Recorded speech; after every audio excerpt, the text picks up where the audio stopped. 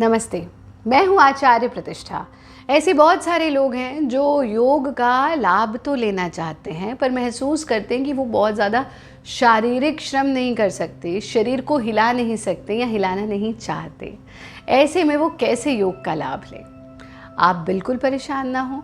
अगर आपकी कोई ऐसी शारीरिक स्थिति है, परिस्थिति है कि आप फिज़िकल मूवमेंट्स बहुत ज़्यादा नहीं कर सकते, तब भी आप योग से लाभान्वित हो सकते हैं, क्योंकि योग पर हम सभी का समान अधिकार है, स्वास्थ्य पर हम सभी का समान अधिकार है और आप मुद्राओं का अभ्यास करके भी लाभान्वित हो सकते हैं।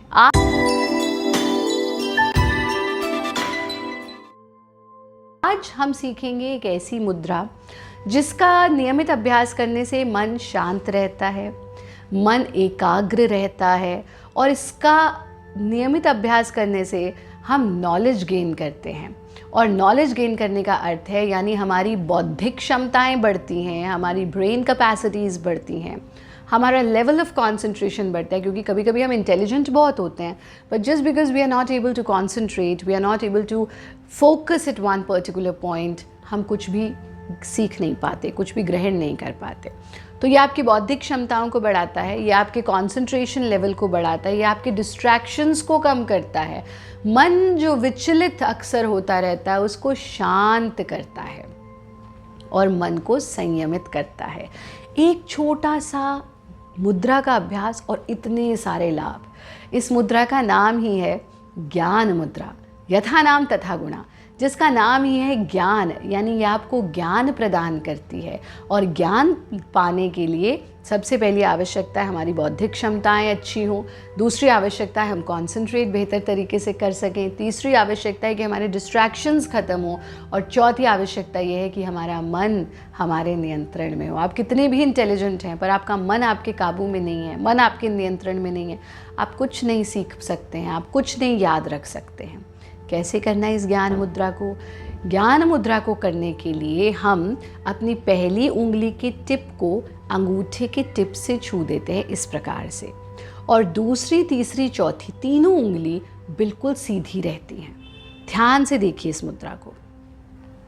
पहली उंगली के टिप को अंगूठे के टिप से छू दिया, दूसरी, तीसरी, चौथी उंगली बिल्कुल सीधी और इसको टिका दिया अपने घुटनों पर।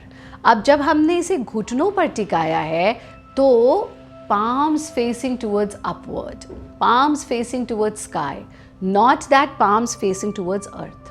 मुद्रा को इस स्थिति में कभी भी नहीं रखना, यानी नीचे की तरफ हथेली किए हुए कभी नहीं रखेंगे, हमेशा ऊपर की तरफ हथेली रखते हुए ही रखेंगे।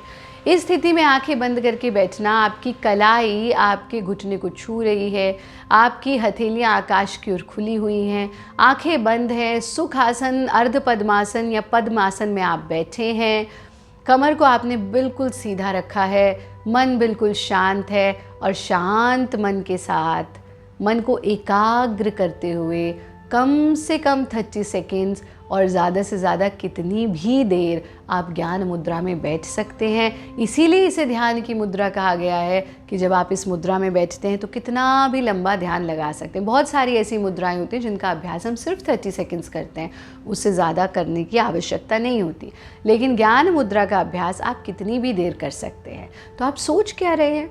आज से और अभी से ज्ञान मुद्रा का अभ्यास शुरू कर दीजिए। बहुत आसान है, बहुत सुगम है, लेकिन इसके लाभ ही लाभ हैं।